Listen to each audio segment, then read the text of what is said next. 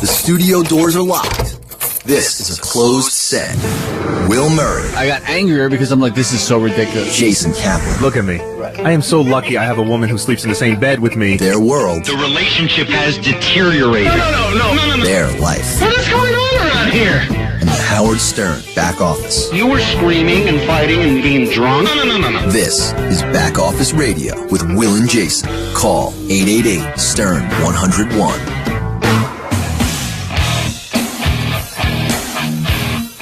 Good afternoon and welcome to a special Back Office Radio with Will and Jason. And I say special because Will is not here. He cannot make it into the city today, but we do have him up because he is dependable. He drove down to Philadelphia and he is on an ISDN line. And I believe the great Jim McClure and Teddy Knitter they were working all show to get him up. Will, you there? Here's the big test. Can you hear me? Oh, I can hear you. Hey. You sound good. Hey, buddy. I sound good? Yeah, you sound good. You sound like you're sitting right next to me, except you look like Jim McClure for some reason. Well, that's insulting, Jason. Will, let's start. I love Jimmy. Will, let's start the show by talking. Obviously, Hurricane Sandy was a huge topic on the show this week, and you and I were both affected by it again this morning. You were coming to Hoboken to pick me up at 6 a.m., and what happened? Well, yeah, I got on, I went to go pick you up this morning, and I got to the beginning of 495, right off the turnpike, and it just stopped. Yeah. And it stopped for an hour. I didn't move more than 10 feet. Yeah, and it really ruined my morning because the plan was that you were going to pick me up and we were going to go to a diner. So all morning, you know what it is? And I know I'm a fat guy, but whatever. You start getting it in your head like, okay, I'm going to go to the diner. Am I going to get the eggs and the bacon? Am I going to get the eggs Benedict? Should I get a square? Like, I went through that diner menu about 30 times standing outside waiting for you to pick me up. And then, it all gets thrown out the window. Yeah, it was terrible. Believe me, it wasn't the food thing for me. Yeah, but the other issue that you have is that I was worried about running out of gas. Yeah, that's a big thing. I'm sure everyone's paying attention to the news, but you're sitting there in traffic, you're burning gas, and meanwhile, if you want to get more gas right now, the headlines are saying, "Good luck." I mean, we're out of gas. Yeah, so I got out of line. I made the decision, all right, I'm just going to head down to Philadelphia and see if I, can do any better down there. And I drove to Westchester, PA.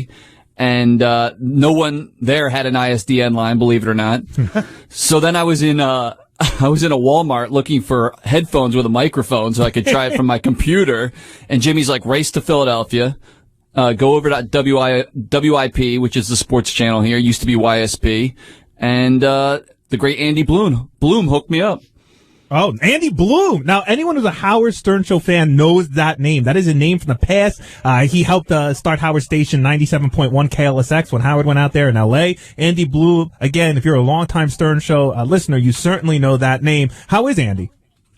He's a great guy. Yeah? I mean, what am I going to say today? The guy hooked me up. He let me broadcast from his studio. So, yeah, he's an awesome guy.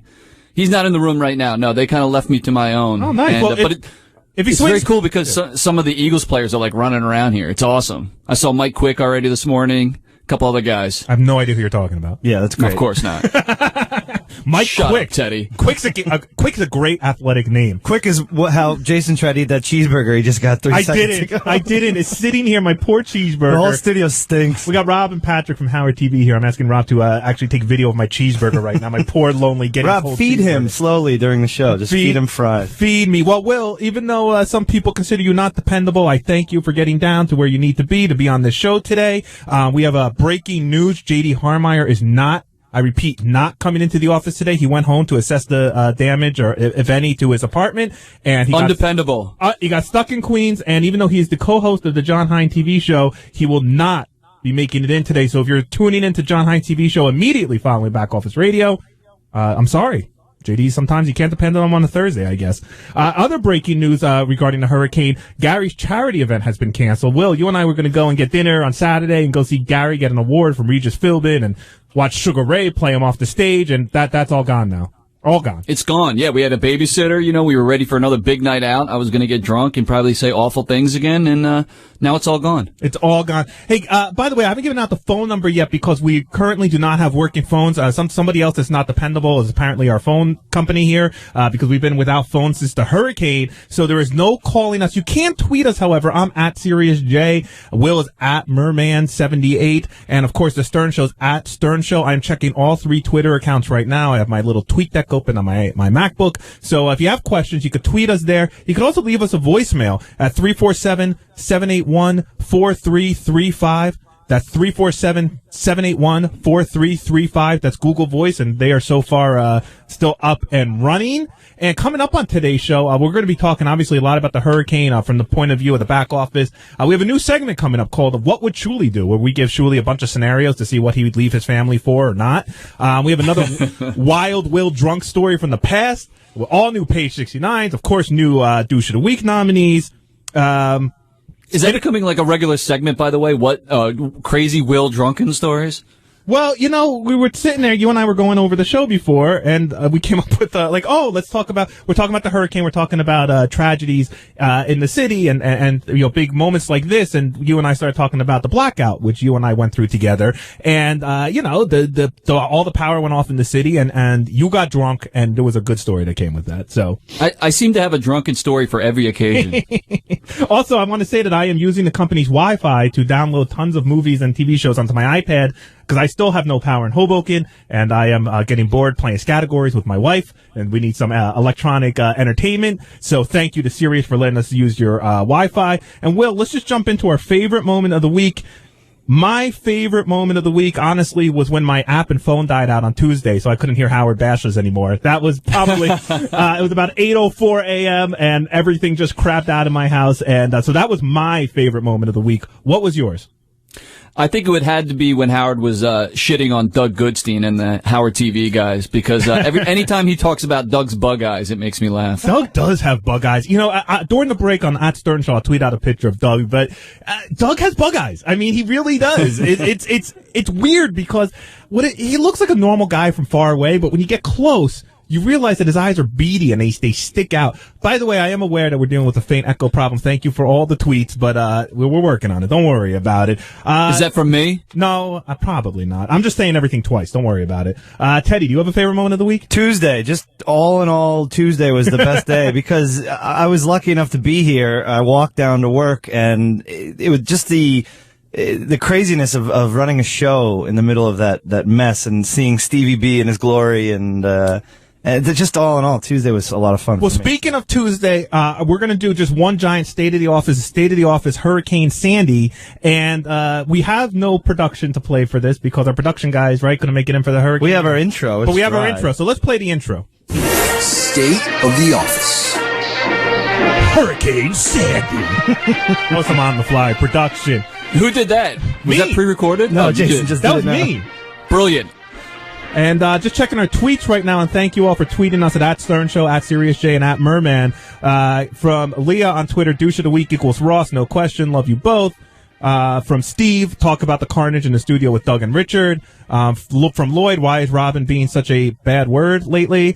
So lots of tweets coming in. So let's talk about the state of the office. Will, for me, all this hurricane stuff started on Sunday, where I was checking Lotus Notes and Moldred and my phone every 10 seconds looking for an update of what the action plan was. It was a lot of back and forth. Once, the New Jersey and New York, they closed all the transportation. They were announcing that they were closing all transportation and all subway and all of that. And we just kept emailing Gary, yo, what's the deal, dude? No, Will, that was, are you there? I'm sorry, I'm all over the place. Say it again. I was saying on Sunday, when they announced all the transportation was closing down, we didn't know what was going on. We were checking Moldred and Lotus Notes. We were talking to Tim and Gary. And I think at some point that I don't know if I upset Gary, but I probably sent him a lot of emails. How about you? Yeah, no, I was in the same boat. I wanted somebody to make a definitive decision to say, we are coming in and you have to get here at all costs or don't come in at all. You know, that, and we never got that. It was always come in at your own risk and hope for the best. Yeah, I mean, that at about 3 or 4 o'clock, I would say on Sunday, Gary and Tim sent out a note saying Howard was going to be on the air and that anybody that can get to work safely should come. And honestly, you and I could get to work safely. Thank you. You came and picked me up in Hoboken and we drove in together and Monday, seemed fine, except of course for the fact that Richard, Christie and Doug Goodstein were not there. And was Scott Salem there? Anyone remember? Scott Salem was not there on Monday either. So, yeah. Excuse me, I just farted. There's a few people in the room that find everything Scott does very funny. But, So we got in Monday, and okay, we got through the show Monday, and then Monday night the hurricane hits. The hurricane hits. Now, we were offered a hotel room to stay in the city, and you and I both turned it down. It was weird because I had a bag packed. I know you had a bag We packed. both came with packed luggage, yes. Ready to go spend the night Monday night. And I got into work and I started talking to people and they were like, yeah, I'm leaving right after the hurricane. That was Gary. Right. And John Hine as well said he was going to leave right after the show. Yes. By the way, let's not let that go past quickly. John Hine, who somehow was not mentioned all week, was one of the undependable people, was not here on Tuesday, stayed in Long Island. Okay, go on, Will. Well, it just got into a weird spot where I felt that if you did stay, like you were kind of letting down your family because here's the bottom line. If Gary had said, I'm going to stay in the city and I want everyone else to be here, I would have stayed. I would have. It would have been harder to say no when Gary was leaving his family behind. Absolutely. And I'm not saying that Gary's, leading by example, but yeah, it would have been harder. Howard, got to stay in his apartment with his wife and whatever else he has in there. So it definitely would have been different. For me, my perspective was, I thought once we got into the city Monday morning, there was no way we were going to be able to leave. That's why I had the pack bag. That's why I was ready to stay. And listen, same deal with coming to work. If I can't leave the city, then my wife, unfortunately, is just going to have to deal with that. What can you do? You can't leave the city. But when I found out you could leave the city after work, I got the hell out of there. That's a good point. You know what? I forgot about that. Yeah. So, listen, everyone's got a different, I guess, work ethic, but it was laid out to us that we do not need to be here if we couldn't get in or if it was dangerous. And yeah, that's how it was left for us. Yeah, and when the storm started, I was very happy that I wasn't in the city at that point. I was very happy that I was there with my wife and baby because, honestly, I think they needed me there more than I needed to be on the show. Right? Do you agree? Yeah, no, I don't know. I'm not like Gary in the sense I'm not getting all worked up over what Howard said this week. I think there's a part of it's truth. I think part of it is stretching a fun bit out for a few days. But, Howard's Howard. This is his show. This is how he's running it. Fine. So I try not to take too much of that to heart, but I don't regret my decision at all. And, I don't know if anyone else does, but I don't. Well, you seemed very offended by what Robin was saying yesterday. Well, because it's not Robin's show. And, I mean, I guess it's half a Robin's show. You can get away with talking like that to her, right? Well, it's not getting away, although, yes, I don't know. We'll find out Monday if I can get away talking to her. But, what was bothering me about Robin is that, Howard, again, to me was kind of half goofing the entire time. And Robin was just, from her bed and her apartment, by the way, throwing out just vicious hurls at Gary and Richard Christie and some of the rest of us, basically trying to paint the picture that all of us are slackers who look for any reason not to come to work, who take any opportunity to miss work because we're lazy, and she's awesome because she had surgery and 5 days later was back on the air. But, it's so hard to take that from somebody who isn't in the studio while they're saying that. Yeah. I've never felt the amount of guilt that I've felt this week as far as the show goes in terms of it was just, we all wanted to be there. I don't think there's anybody that was just like, hey, this is a free day off. Let's just party. No. I wanted to be in there, and it just wasn't physically possible. And, I beat myself up a lot about it, as much as Howard probably did on the air to everybody. Right. And ultimately, it's just a week and it goes by. It was a weird week. I think everybody left with that kind of icky feeling. Yeah, it wasn't on Wednesday. Well, first of all, yes, I agree. Everyone had an icky feeling. No one, I don't think, felt good about themselves except possibly Steve Brandano. And, it kind of was a no-win situation, but it's weird. And I'll end it on this and we'll move forward. But when I had no power from Monday all day Tuesday and not till Wednesday till I got to go into work so I could see the internet, and the stories about Hoboken, where I live, were wild. I mean, listen, Hoboken's bad, and my area where I live were thankfully pretty much unaffected. But if I had been stuck in the city and I had been reading those headlines about Hoboken being completely underwater and the whole city's cut off and there's mass, bedlam going on there, I probably would have killed myself trying to swim across the Hudson River to get back home. So, again, I would love to watch you swim across the Hudson, by the way. I said drown. I'm trying to swim across. I think you'd make it about 20 feet. There'd be 6 Cubans on your back trying to get over here. Speaking of Steve, which I was, did he send out an annoying tweet? I have a note on my sheet here that says, talk about an irritating tweet that Steve sent out. It wasn't irritating. Listen, this was Steve's day in the sun. And, he stepped up. He's the guy who stepped up. Hell yeah. Because he could. I mean, I think it was easier for him to step up than a lot of people, being honest. You know, he doesn't have a family. Staying in the city was no big deal for him. Right. So there was like a lot of congratulatory emails sent out and tweets like, hey, great job to the Brandano crew. But, let him have his day in the sun. He deserves it. The only one I'm angry at is that Al Ragone. I thought he was on our team, Jason. What did Al Ragone do? He's not even here. He deserted us in our time of need. Where is Al? No, he couldn't get in either. Three Another Mr. Dependable. 3 to a car rule. But I mean, he was a rock star this week. He was here every day at like 4 a.m.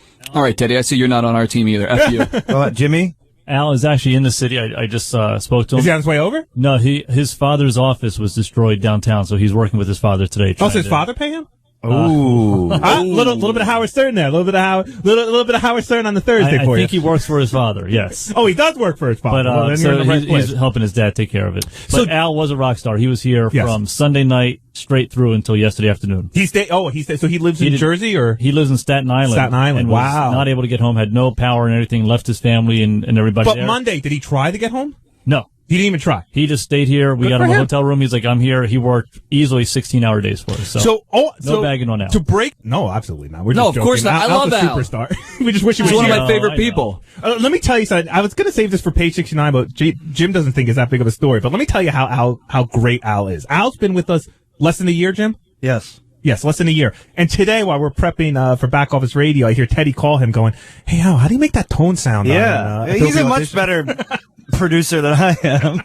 I'm like, how do you make a tone in Adobe Audition? The tone I'm making doesn't sound right. But actually, you know who helped me? Richard Christie. So fuck you.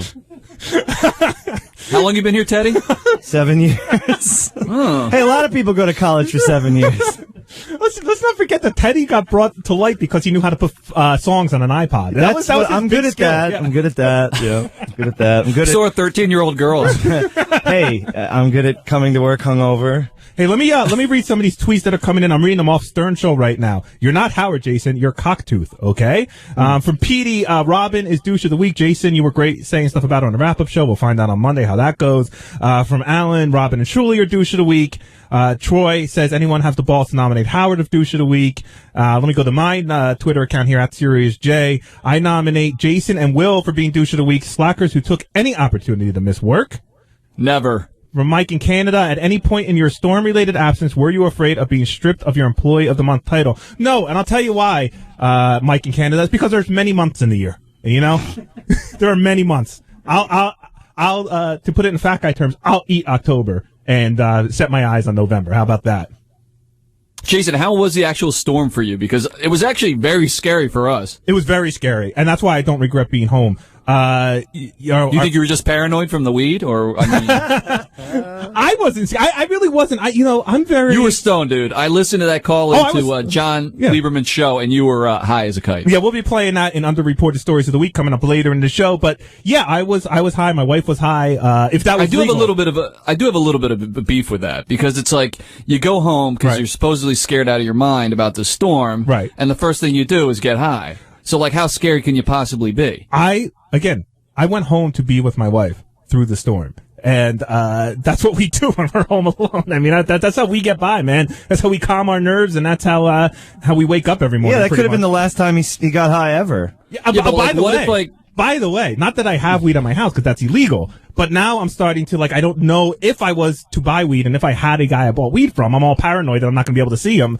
I don't know where he is. I don't know if he's stuck somewhere. It's horrible. It might be good for you to take a couple days off. Yeah, right. It's just so funny. I go to pick up Jason on Monday morning, and we're packed for like 4 days, and he gets in the car, and I go, Jason, you stink of weed. What is going on? Did you already smoke before you came to work? He's like, nah, dude, I just have 5 blunts rolled, just in case, for the hotel stay. It was in case we stayed in the hotel. And where'd they end up? They ended up with somebody else who stayed at the hotel. That JD. No wonder he's such a mumble mouth. Yeah, so, but I don't, that's how we got by. But I will say, the power went out probably, it went out twice. It went out at around, 5 o'clock, and then it went out again around 8 o'clock, and it's been off ever since.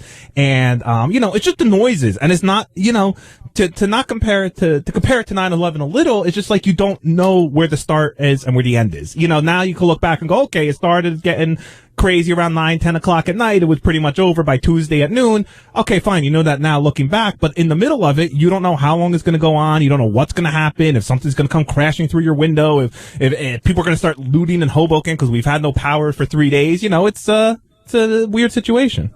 Yeah, it was terrible. My on-demand kept freezing during the storm. Oh, F you, Teddy. Yeah, I mean, it was awful, like literally. And it was impossible to light a cigarette outside. That's it. Those are my two big problems. Don't you own your own home? No, we don't own our home. No, we rent, so we're nice. We're good tenants. Let me tell you, you joke about that on-demand, but when my power went off at 4 o'clock and came back on at whenever it came back on, oh my God, it takes the TiVo about 30 years to reboot. I mean, Jesus First Christ. world problems. Really? Will, how long have you been without power? I've been out since, I don't know, when it went out on Monday night. So it's been rough. I sent my wife and baby down to my parents' house yesterday. So last night I was at my house alone. I don't know. I sent out a tweet basically, and I had a little fire. We have a fireplace in our house. The house is completely black and cold. And I'm sitting there like drinking whiskey and looking at the fire like I'm, what's his name? Hemingway or something. That's awesome. Speaking of, that's awesome. No, it wasn't. Well, it sounds cool. First of all, you have a fireplace. My house is freezing. It is freezing. However, I do have a grill and I have a gas stovetop. I have been eating like a king during this blackout. You don't say. I will tweet out a picture. During the break, I'll tweet out a picture. I made Cornish game hens last night with potatoes. I cooked them in my Dutch oven on the grill. Oh my God. It's the best I've eaten ever. Because we have to eat all the food in the fridge. Oh, I see. Yeah, you gotta clear out the fridge. We gotta clear it out and we're still able to, heat food up. So that's great. I don't know how it's different from any other Saturday for you, Jason, when you clearing out the fridge. And Teddy, I have a note here that says you've been using the hurricane to get free booze. Yeah, well, so all my friends are dumb and live downtown, and they have no power. So it starts with a text on Tuesday. Hey man, do you have power? Yeah, I've got power. Okay, we're moving in. So the rule is just bring booze, and I've got 2 friends on the floor on the aero bed and a friend on the couch.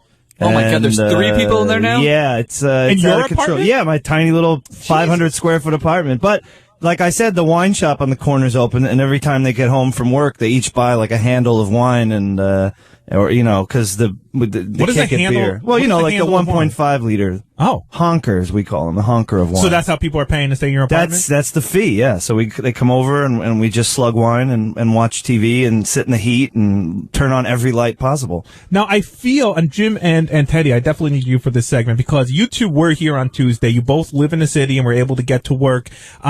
Everybody who lived pretty much in Midtown Manhattan was able to get to work on Tuesday. The 2 people who don't live in Midtown Manhattan that stayed in the city to make sure they were at work were were JD and Steve. Yeah. Now, we heard so much about the people who didn't show up, but I know there's at least one person on the staff here who was here that's not thrilled with the fact that this person was not mentioned. And that person is Tracy Millman. I understand that she came here during the storm, and I understand, Will, this is true, that she is a little miffed that, she doesn't seem to get any on-air credit for it.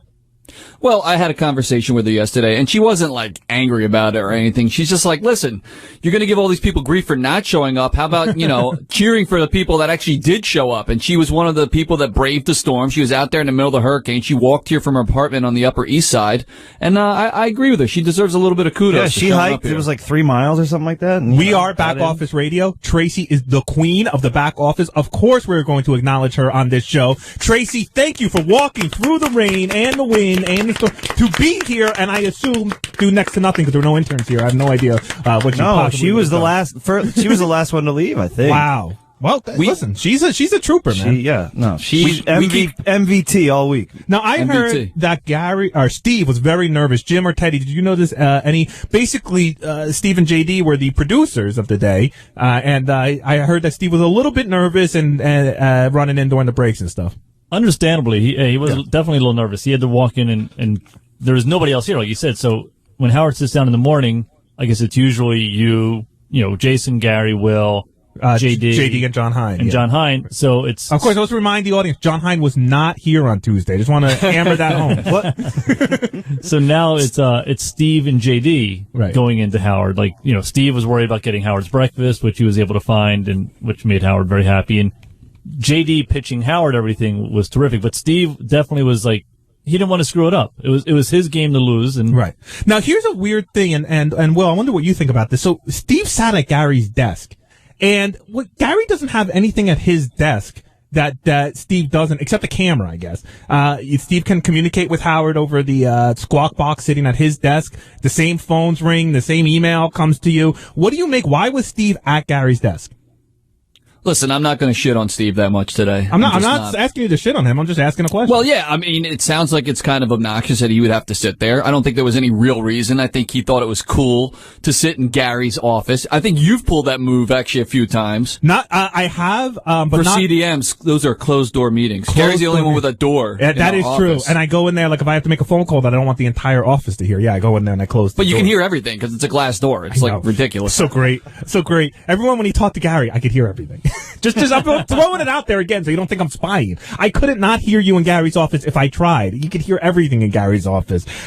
Jim, you saw JD pitching clips to Howard alone. What was that like? So JD and Howard alone in the studio, and JD's trying to tell Howard what clips are available. You should explain, like, every morning, JD and Gary, what they do is, one of the main things that they do is they tell Howard what clips they have pulled. It could be a song parody, it could be a bit Richard and Sal worked on, it could be voicemails, whatever. And Gary will kind of go down his top list first, and then he hands it over to JD, and JD will go, okay, on JD page 1, I have this clip. Usually Gary's there to help move everything along. But this time it was just JD and Howard. So it's just JD and Howard, and, you know, it's 5:30 in the morning, so no one's exactly, like, really wide awake, and JD's doing his best. He's getting through. He's like on this, and, you know, Howard's listening to stuff and kind of looking around the room to see people's response. There's just nobody else in the room. But the best moment of the morning, and I hate to make fun of JD because I would have been scared to death too. He's like, he's trying to say he had a couple games to play. And Howard's like, well, what are the games? And JD just locks up. He's like, I don't, he's like, JD, you gotta know what the games are. And JD just has like a little meltdown. Looks like he had a stroke for a second where he's like, and just runs fastest out of the studio to Gary's desk to grab what it was and comes running back in. And it was just great. I mean, it was great for both of those guys to sit there and, like, they were the guys for the day. That's awesome. In fact, hey, Steve Brandano, if you're listening in the back office, I would love if you can run down or call in you can't call in. So run down real quick.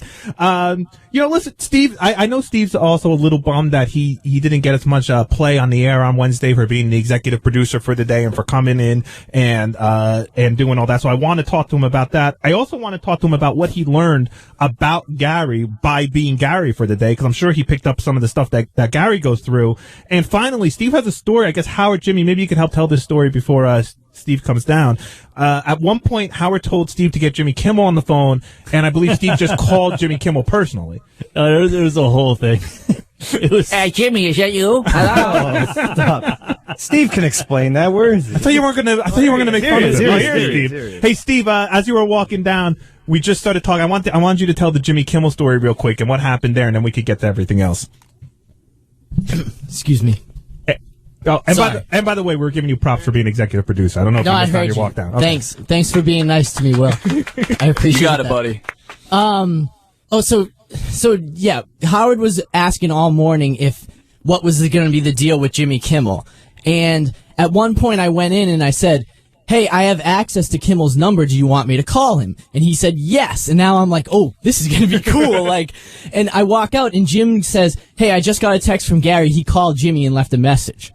So I'm not going to go around Gary in this case. And I thought it was weird that I was calling Jimmy Kimmel anyways. I was a little nervous to do that. Right.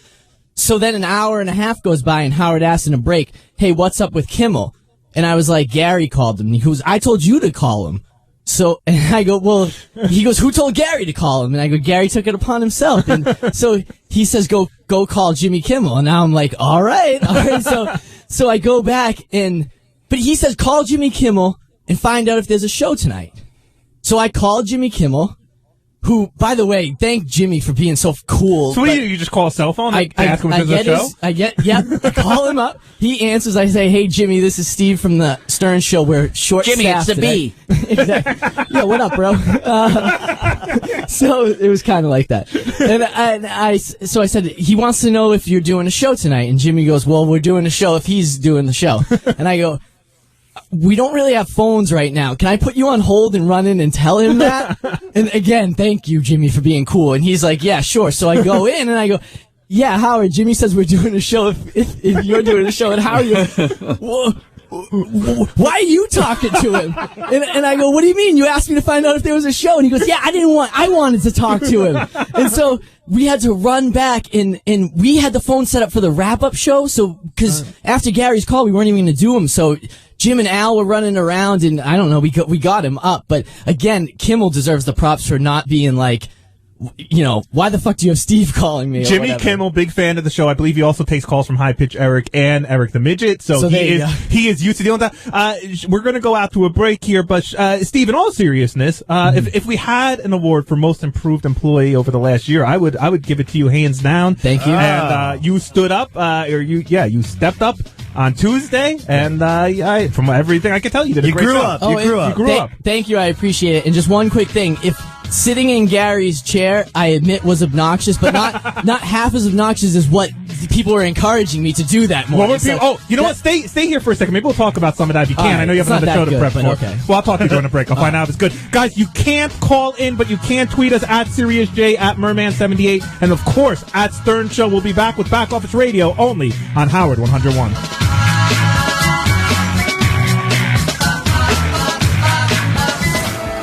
You're listening to Back Office Radio with Will and Jason on Howard 101.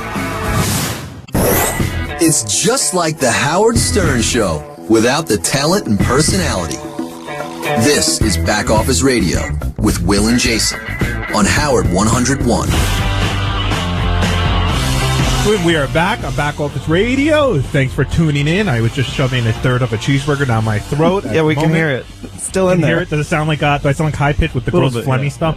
And again, our phones are down because of Hurricane Sandy, so you cannot call into the show. You can, of course, tweet us at SiriusJ, at Merman78, at Stern Show. Let me read some of these tweets on the air. Hold on a second. Let me pull out my trusty iPad, and we'll get to that. Oh, also, I want to say, Steve reminded me of the story. So, when I first started working on the show, Artie had also first started working on the show. We pretty much started together. And this goes along with Steve's Jimmy Kimmel story a little. Artie had mentioned on the air how much he loved Rachel Ray, who had a Food Network show on at the time, where she cooked. She didn't have a studio audience. She didn't have guests on. She just cooked. And he mentioned on air what a huge fan he was. And their producers contacted me and said Rachel Ray is also a huge fan and would love to have Artie down whenever he wants. So I relayed this message to Artie. I set it up for him to go down to visit the Rachel Ray set. He was dating a girl at the time. He gets her all dolled up. He mentioned it on the air, $500 haircuts and dresses. He was like going to the prom. They get to the set of the Rachel Ray show. Rachel invites him over to the kitchen table, whatever the set is. They sit down. I think she makes them some sandwiches. They eat, they talk. And then when they're done, Rachel goes, okay, well, we're going to start doing the show now. Can you go wait over there, please? It turned out Artie thought I booked him to be a guest on the Rachel Ray show, where in fact all I had really done was set it up so he could go watch a taping of the Rachel Ray show. So he and his girlfriend were horribly embarrassed, and he comes into work the next day kind of angry at me, and I go, Artie, I'm a 23-year-old kid. I'm not your agent. Why would I book you to appear on the show? And to Artie's credit, he's like, yeah, I guess that makes sense. But he should have been embarrassed to be on Rachel Ray. He wasn't. In fact, I don't think he was embarrassed at all by that. How's everything there in Philly, Will? I love it, man. I'm in Philly. You know, I can say I hate New York and no one can hear me up there. Oh, wait. Shit. I like the fact that you're with Andy Bloom, the George Martin of the Howard Stern Show. I don't know if, can we say that or? Yeah, sure. Yeah, sure. No, I don't know. I like Andy Bloom because I remember hearing his name so much growing up. He is credited with, starting Howard syndication, you know, here in Philly. In Philly, yeah. I did not know that. He credits himself, at least. He credits himself as I've heard that in articles. I'm not gonna listen. Trash the guy. There's no way to lock this studio door. Lock it, damn it! Hey, Andy, come. I would love, and again, being a lifelong Howard Stern fan and talk about the ultimate back office guy. Andy Bloom is one of the back office guys. Do you want me to try and grab him during a commercial?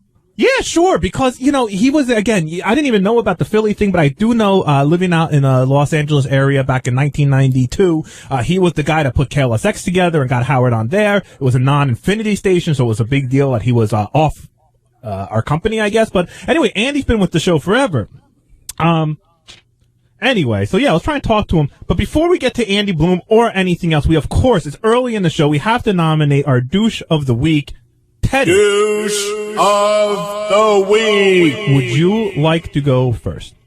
My douche of the week this week is the mean old bitch Hurricane Sandy. Oh, I thought you were going someplace else. No. Oh. No.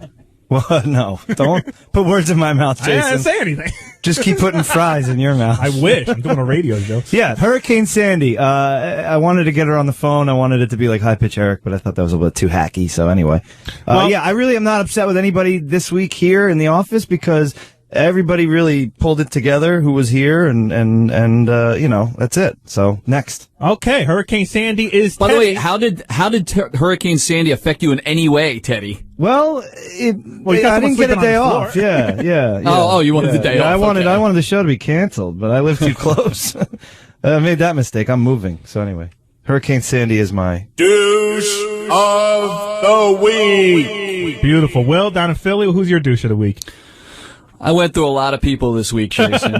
I really did. I went through you for a second, but then you know what? Who am I to judge? Me? You know, people's priorities. Whoa. Yeah. Why am I a douche?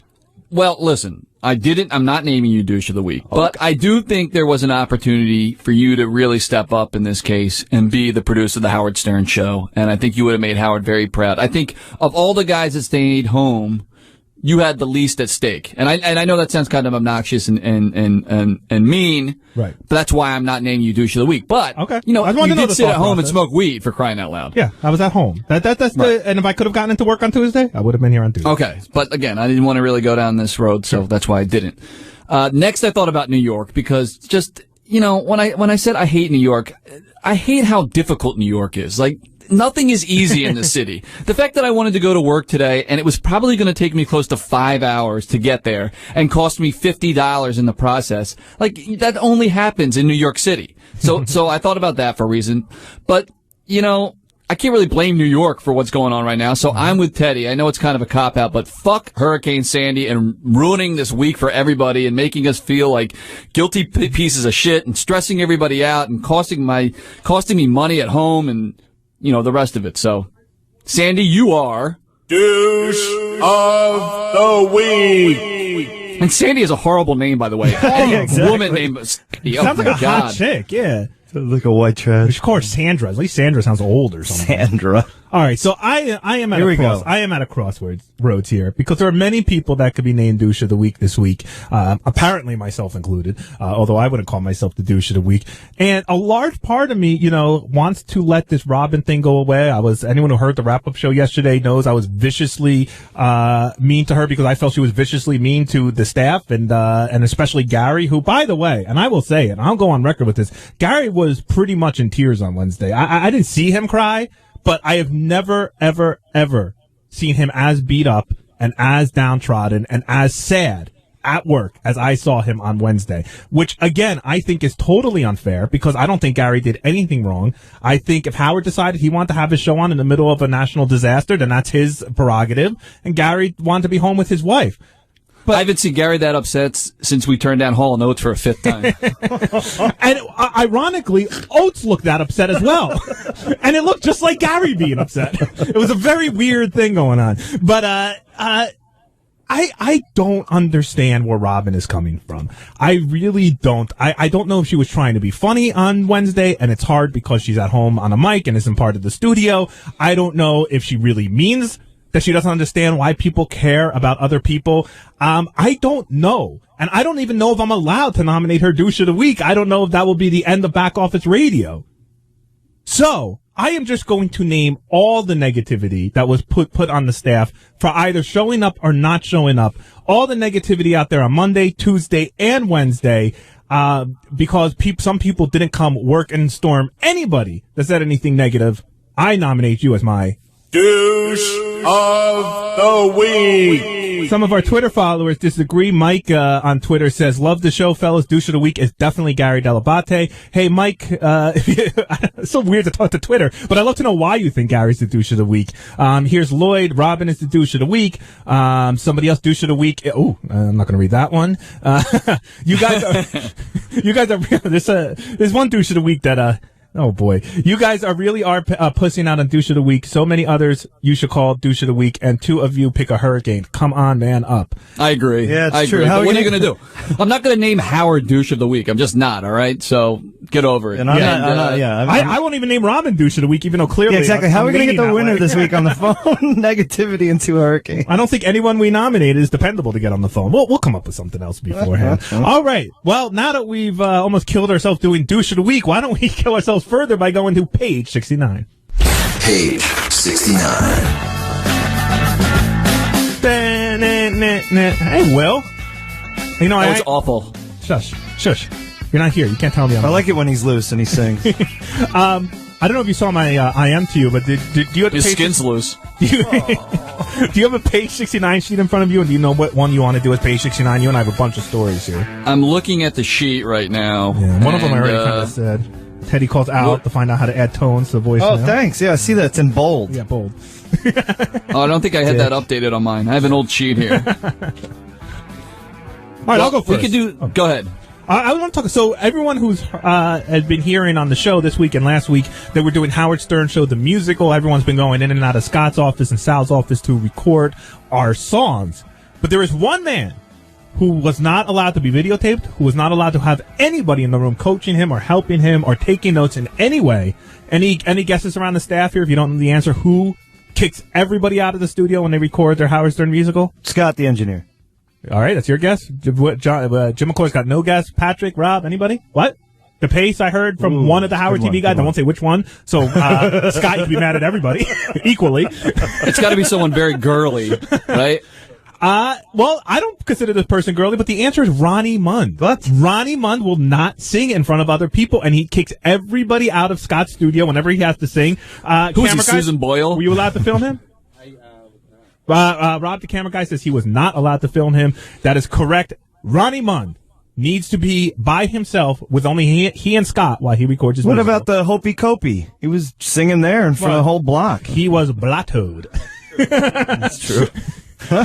And maybe because of that is why he doesn't want to be in front of anybody else. Is this like a secret? Does he have a great voice? I don't know. Is he hiding it? I haven't heard him do a song Maybe yet. he's auditioning for AGT next year. I just hope his song is as good as his audition for that sitcom he's going to be on. Because that is probably my favorite piece of audio ever. He's a pretty low-key guy, so I get it. That, he'd be embarrassed by something like that. Yeah. He wouldn't, he's not, he's an introvert. Well, if anybody should have been embarrassed, it should have been Tim, but I thought his songs were absolutely amazing. Again, you know what? Such a good job. Tim, and yes, this is a pun. Tim has taken so much shit the last few weeks. Hell, but I have to say, Tim has stepped it up. Yeah, he's such a team player. I love it. I have to say, and Jimmy, you really just hit the dump button if I go too far. But there was a time where we recorded stuff with Tim years and years ago where outtakes would never have made it to the air. Outtakes would never have made it to the air. But this time, Tim handed over all of his outtakes with no problem, and we heard him singing horribly. We heard him being coached. We heard all the ins and outs. He came into, speaking about being dependable, coming in with broken ribs. I mean, he's really stepped it up. Call me a kiss ass, but there's no one that loves this channel and loves working here more than Tim. I think he lost all his dignity after Shitgate. He did, but you know what? All you can do is. Everybody's going to make a mistake in life. All you can do is go past that mistake. And I have to say, Tim has made good. Big time. Big time. That's something I think I probably would have quit. I'm not kidding. I don't think I could work here if something that bad happened to me. That's like a nightmare. That's like having a dream that you're naked in the cafeteria at school. I have a special report coming into page 69 about this Ronnie page 69. I won't name the person in case they don't want to be named, but I have the note. Ronnie also kicked Sal and Richard out of the studio to record his GG segment for John Hein TV show. Gossip Girl segment. I wonder who this came from. But so Ronnie just does not like people in the room when he is recording stuff. So that is my page 69. Will, you got anything? I guess we're going to do the Lisa G one. I know we're supposed to lay off her a little bit, but this is kind of tame. So you'll remember that for many weeks or months, I think, she and Benji were fighting. I forget exactly what happened. I think she insulted Elisa's singing, and they were fighting. Benji called her the C word. But they have since made up. They went out to dinner, and everything's wonderful again.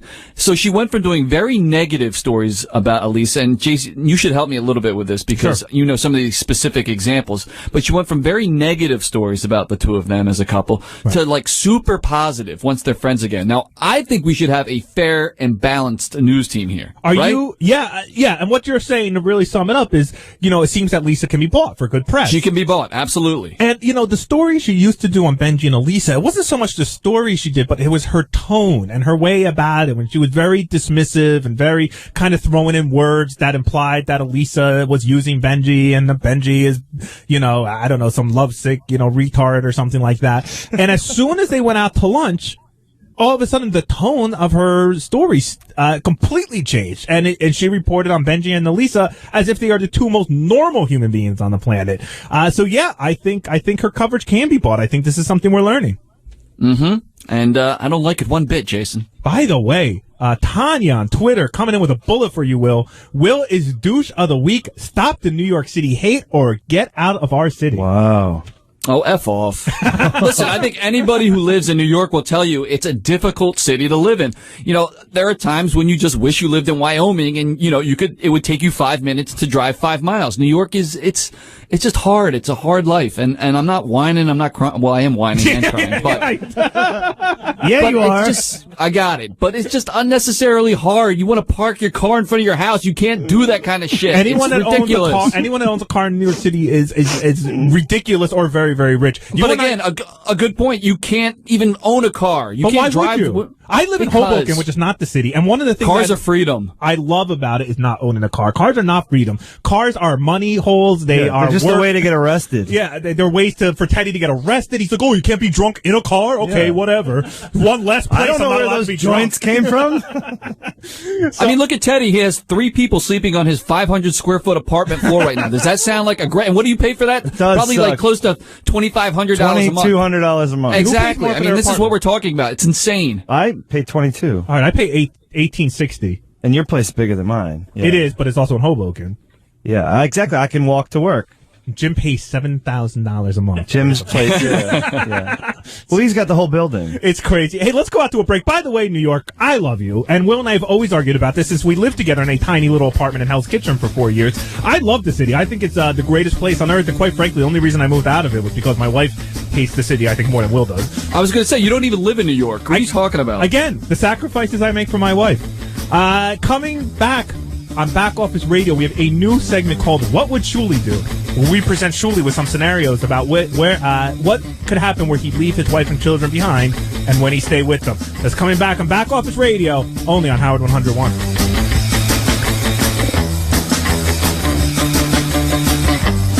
This is Back Office Radio with Will and Jason on Howard 101. Because our budget is that small. This is Back Office Radio with Will and Jason on Howard 101.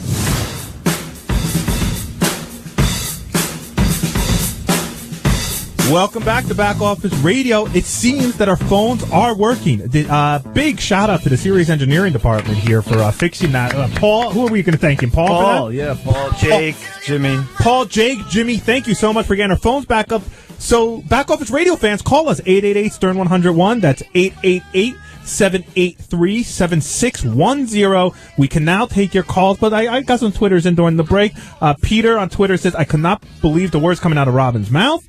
Mike on Twitter says, fucking love this Back Office Radio. And Felicia on Twitter says, douche of the week, Ross Zapin, who I did consider making my douche of the week, but I have to say, I was impressed by how he played himself on the air. Calm, cool, collected. That's the way to be. You were trying your best to poke him, Jason, and he just did not react. And I have to say, I'm not upset by that. I think it's great. Listen, Ross is an executive here. He has to act like a normal human being. And it was nice to see him actually, act like a normal human being and not rant and rave and poke me in the chest and just spit at me while he's yelling. So that was nice. Is he your least favorite person at Sirius?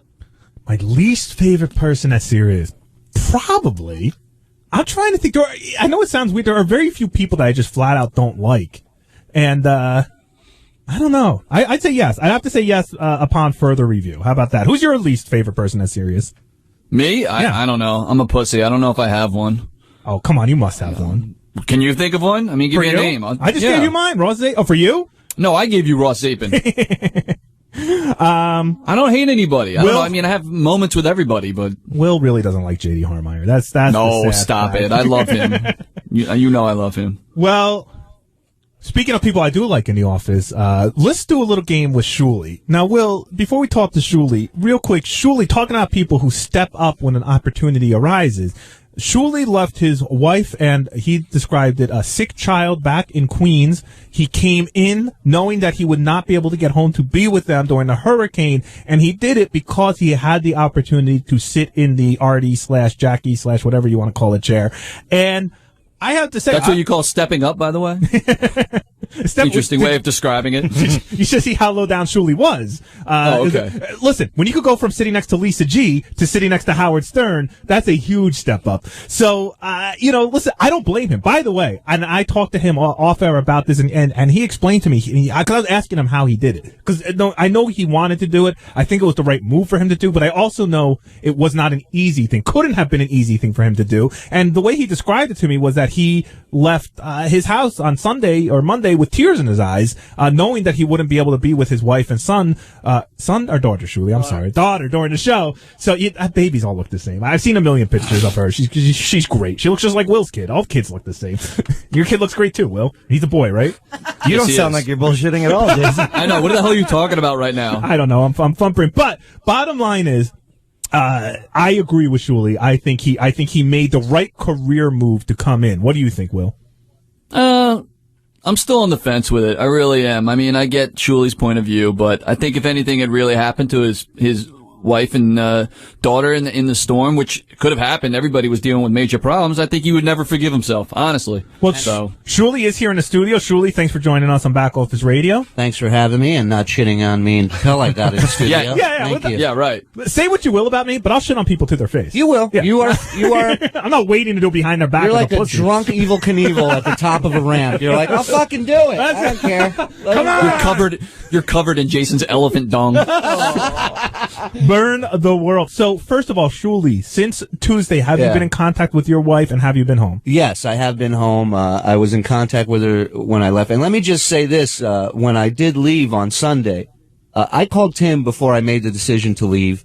And I asked him, I said, what do you think I should do? Because I was very torn. It was something that was out of my control. I didn't feel comfortable leaving them alone. And Tim said, look, your family comes first. Number one. That being said, Howard is planning to work tomorrow. And for me, that was, it was a big mind fuck for me, a big tug of war, what to do. And my wife settled it for me. My wife looked at me and she said, you're going. You're not going to let this or anything else ruin this chance for you, this opportunity. I got it. Don't worry. Go and do what you got to do. Now, and she said, Shuli, we are clearly number 2. Well, now listen, go have fun. Will, if I had audio that you have floating around from the Philly block party, I would have stayed right next to my wife and kid all fucking day long. Your wife said to you, either be able to provide for your daughter the rest of your life, or she'll be fatherless. I mean, that's one the or the thing, other. That's the two choices.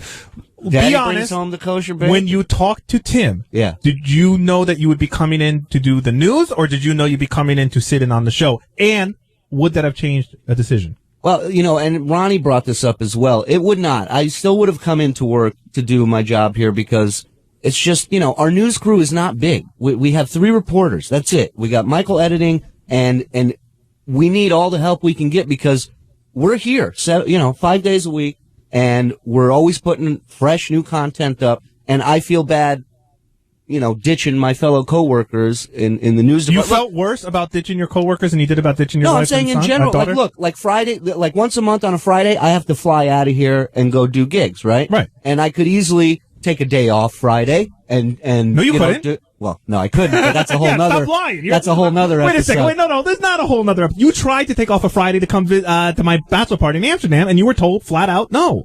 Yeah. Okay. I had to so reschedule my flight. So stop with you could take off Friday. Well. My point is, I could take off from my news work Friday. Okay. And then just leave right after Jay, yet I still stay Thursday sometimes, or I stay after Jay if I can, if I have the time, and I put in my news stories for the news department.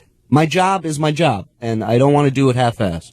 Okay. Well, then there you go. Shuli, job number 1. I'm not saying my wife would have been as understanding if I told her I want to come in and do the news, but I would have tried it. Shuli just laid it out there. Mrs. Egar, if you're listening, it is work comes first, you and the daughter come second.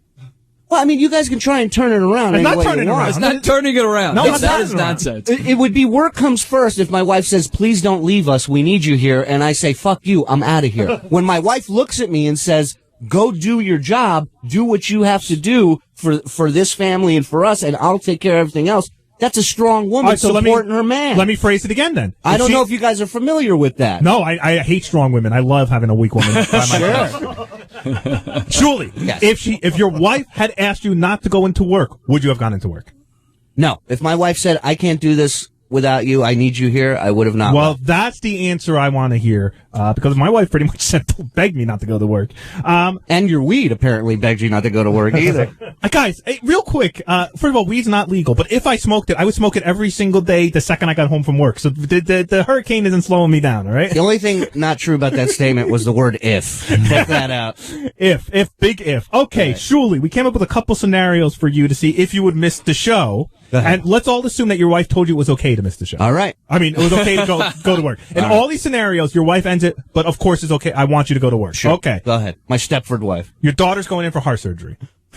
No, I would not. I would not ditch them on that. I'm sorry. I know we have no production for Wait, this. I want to know why that's laughable when we just experienced the worst storm in a century, and you could make it to work, but heart surgery is laughable. Yes, I would stay with my family. It's laughable because the fact that I would even think in my mind, which should I choose, is what's laughable. Okay. Next one, right? It's a no-brainer. If my kid's having heart surgery, I will be by their side. Okay. Unless no, I'm what? kidding. I'm kidding. I'm kidding. Okay, your wife, and this is, of course, theoretical situation. Sure. Nothing grounded in truth here. Sure. But your wife had a biopsy. This is what would Shuli do? What would Shuli do? Go This is ahead. what would Shuli do. Your wife had a biopsy. Little lump. Little lump removed. She is going to the doctor at 9 a.m. to find out whether or not she has cancer. Okay. Do you stay home to go to the doctor's appointment with her? I keep my phone on vibrate. Wow. I'm kidding. Wow. I would have to feel the lump first. As you know, I am Jewish. Could you bring her in to I the am Jewish. Please. Last time I brought her around you guys, Will was feeling her lumps with his eyes the whole night. I have pictures I raped the shit out of that girl. You really did. I think I have pictures of Will where just every picture, he just stared like it's like a tractor beam to her boobs. Her rack is beautiful. Which, by the way, and let me bring that up. Years ago, I was backstage with you at one of your comedy shows. Sure. When you had Beetlejuice and all that going on, and of course Ronnie's the new Beetlejuice now. But who, me? Yeah, you. Who, me? Yeah, you. But she was wearing, I think, a Simpsons cutoff shirt. Boy, Jason. Yeah. Look at this fucking memory on this guy. Creepy. The size of an elephant and the memory of one. I never forget a good cheeseburger or a good cleavage. And I have to say, that's one of my favorite shirts of his. it was amazing. I wish I don't have a picture. I wish I could go back in time. Steve Brandano, if you're listening, just draw something very quickly. That's pre-kid, too, that rack. Pre-kid. Let me tell you, it was still in the area where she had to impress you. Yeah. It was still in that, I'm lucky to be with Shuli. Yeah. And be backstage and meet before all all the the people. fucking drugs wore off. And I know realized who she was with. I know I was eye-fucking her. I'm not going to deny it. Dude. But I think she said something to you about it, didn't she? Or She said something to me about Will. okay. Yeah. She said, She goes, if only I had met him first. she goes, the guy drooling, staring at me was really hot. Who was that? Who was accused raping me on a pinball machine with his eyes. So I think I was drooling because I was drunk, by the way. You were loaded. As I announced, the phones are back up. You could call us 888-STERN-101. Brent in Chicago, you're our first call today on Back Office Radio. Yeah, what's up, guys? Big fan. Thanks, man. Who is your douche of the week? Dude, my douche of the week, and not only douche of the week, but of the year, has got to be Shuli. And it's for a reason that I've been thinking about for a long time. Why does he say his name is Agar, when it's really Egar? First of all, sir, I'm just glad you have such a solid reason to nominate me for not only douche of the week, but douche of the year.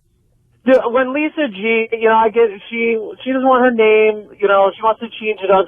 I get it. Here, let me explain it to you. Why? Okay, I'm going to explain it to you. I went with my name. I used to go by Egar all the time. I'm not a huge fan of it. I like the way it sounds better, Agar. And originally my last name, my family's last name was Yeager, which I wish was my fucking last name. So I may be doing another name change soon and just go to Shuli Yeager. But Agar Agar sounds better to me, and that's why I like using it. I like that. Kim in Pittsburgh, you're a Shuli defender. Yeah, I am. I think that, first of all, hi, everyone. Hello. Hello, Kim. So when Howard was giving, first of all, I think Jason and Will, I think it's fine that you stay home. I don't think it means that you don't give a shit about your job. But when Howard was, like, busting everyone's balls, everyone's defense was, well, we all have different circumstances. You know, you live in the city. You don't have, like, you have people to watch your house. You don't have kids who live with you, blah, blah, blah. And now that it's kind of like not during the Howard show, you're giving Shuli a hard time and not taking into account his circumstances. Did you hear, excuse me, Kim, did you hear my preamble where I said I think Shuli did the right thing in that situation and I have no problem with what he did? Well, I did hear that, but then I also hear that followed up with, it's fine, you know, your wife and family come second. Well, yeah, because A, listen, it's true, and B, it's we're trying to be an entertaining show over here. In this situation, Shuli put his career above staying with his family. There's no other way to look at that. But I think what she's saying is you guys are spinning it a little bit. What? Because the reality of it is my family came second when my family told me I could do this first. Right. They enabled you. It wasn't right. It wasn't. This is like what's your funny dealer, to me, though. They enabled me. Hey, we share the same deal. It's like we get. Hold on. I'm We just get kidding. Howard. We don't have a deal. No, listen. Howard gets to shit on everybody saying, oh, okay, work came second to you. So why is it not fair for us to say, well, you're choosing work over your family? It's the same way. You don't get it both ways. Why is it fair for Howard to goof on Gary? And when I goofed on Gary, I was a fucking asshole. We have some breaking Shuli news. But I'm saying there's shit that, you know, I don't make up the rules. I'm just saying, you guys asked me a question. I told you what was the circumstances for me choosing work over my family. And that was my family's blessing. To come to Shuli's defense here, if Janice, my wife, had turned to me and said, I am fine, I can ride this out without you, go do what you have to do, I probably would have stayed in the city. And that's totally fine. But again, you would be choosing work over your family. However you want to, like you just said, they can give you all the permission you want, the scenario, and that's fine. Do you see that as you choosing work over your family? If Janice gave you the blessings and said, I got this. Yes, I do, but not as strongly. Yes it's a tough yes because it is different when somebody gives you permission and says it's okay. Even and that's all I'm saying. And listen, half the time girls don't mean it, but okay, we'll assume that they meant it this time. But, you know, I'm an adult, and I know what the consequences are from leaving my home to stay at work. So at the end of the day, it's my decision to make. Right. And that's I would have been deciding work over family at that point. I agree with you. Okay, we have some breaking Hold on one thing, though. Will's just angry. No, listen, I'm on the same page as Jason. What are you talking about? Didn't you say, though, that actually didn't your wife actually get mad at you at one point, though? Oh my God. I gotta tell you this quick story. So it's Monday. We did the show Monday morning. I'm in the hotel room Monday afternoon and it's like around 5:36 and I must have passed out in my bed. I don't remember if I called my wife or she called me and I picked up the phone, but I literally wake up at one point and my phone is to my ear and my wife is screaming at me. And I wake up to this, pull your fucking head out of your ass. And I wake up and I rub my face and I go, hey, calm down. What's going on? And then I hear, don't tell me to calm down. And the phone hangs up on me. And I'm like, what the fuck? How long have I been asleep? I put on the news. I think the end of the world's happening. The storm hasn't even made landfall yet. And I'm like, what the fuck's going on? I tried getting her on the phone. It took like 20 minutes for me to finally get her back on the phone. I go, what's going on? She says, look, I just want to tell you I'm sorry. She said, I was watching the news for about two and a half hours. It started freaking me out. And then she gets a text from Madison, who works up here at Sirius. Stern fans, Madison was the first woman to go topless here at Sirius XM on our show. And she's texting her, how are you guys holding up in the storm? Chris says, good. My Shuli's in the city. We're here with the baby. Everything's good. She goes, your man's not with you? Oh, my God. Are you stupid? Yeah. Your man should be by your side. And so the combination of the news and people getting in her head, my wife had like a mini panic attack, and within a half hour, it was fine. She was over it, and we just talked throughout the storm all night, just kept in touch. But yeah, there were scary moments, and there were times where I was sitting in the room going, fuck, did I make the right call? Like, what if something happened? How am I going to get back home? Right. Everything was closed. All right, we have breaking Shuli news here. Resident Stern Show artist Steve Brandano with a quick mock-up of what your wife's cleavage looked like 5 years ago. Jason, I will never forget this. We were at the Nokia Theater for a Killers of Comedy show. That's right, that's the one. She was wearing the Simpsons. Love this. It's the T-shirt with it has the couch on it. prominently displayed across her breast. If you are a Simpsons fan and you go to look at Homer and Bart, you are just looking right at Shuli's wife's I was titties. like, oh, look, there's Mo. Yeah. There's Barney. I will never forget that. So, yes, you have the artist interpretation here I forgot for you you were guys. there with That's me. what Tweet Back that out. Office Tweet Radio. that out during the break. Absolutely. Shuli. Everyone loves what's your wife's name again? Christina? Yeah. Christina, we speak your name, number one. Number two, everyone loves your wife's boobs. Well, listen, she's going to be very happy to hear that. I'm a Simpsons fan also. Me too. That shirt on those tits, it's better than any movie or TV show, I'll tell you that. We got to kick it out to a break right now. But Shuli, while we're doing that, I two things. One, I got handed a note that your name is actually pronounced Sholi. Is that true? Shauli. Shauli. That's the boys' version of the name. Shuli is the girls' version of the name. Oh, I like Shuli way better. Not just because it's the girls' version. Do we not have time for the game I came up with? When we get back? Go ahead. Yeah.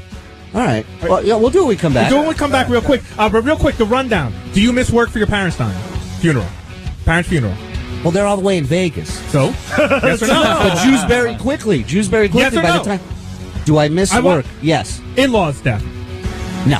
Okay, that's the line. We'll be back right on Howard 101.